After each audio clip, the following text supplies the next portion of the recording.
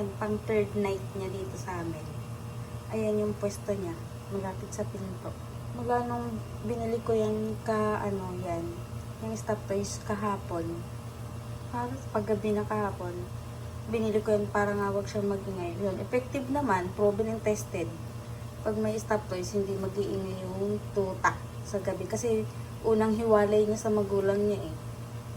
So, ayan. Buti kung may kasama siyang kapatid, ay mag-isa lang siya. So, ayan. Diyan muna siya sa maliit. Madali ang labhan. Naulan na pati ngayon, kaya ano. Kasi laki niya lang talaga yung yung parang face towel. Ayan. Mayroon siyang toy, so hindi na siya iiyak. Pero mabait naman pala itong aso na to. Nung una lang talaga siya nag-iyak. Pero kagabi, behave na yan. Ngayon, ayan. Pag umaalis ako, naingit-ingit lang. Tapos, tutulog na lang siya. Tapos, iniilawan ko siya dito, guys, yung padamagan. Naingit-ingit lang siyang konti. Ayan.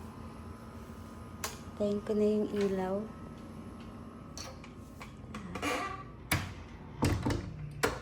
One eternity later. Play tayo? Play? Yan, anong bulinggit, oh. Ano, kaya mo? Halika na, dali. Saan ka pupunta? Napakaliit. Ay, hindi ka baga. Saan? Puti, huwag sasaktan. Para ka sinilihan sa puwet dyan, ah. Oh, sige ka. Oh, no. Shh. No, don't touch. No. Sige, nangauntog ka dyan. Parang sumasabit yung kuko. Nakakatuwa o nakain siya ng gulay. Ayan o. Brown rice din siya. Hehe.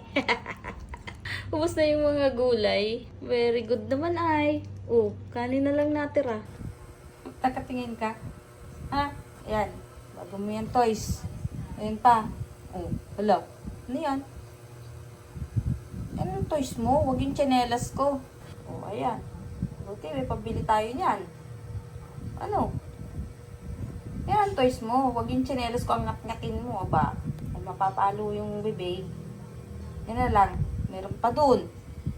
Meron pang ganito. Ay, nako. Yung talagang higaan niya ang hinaharot ko.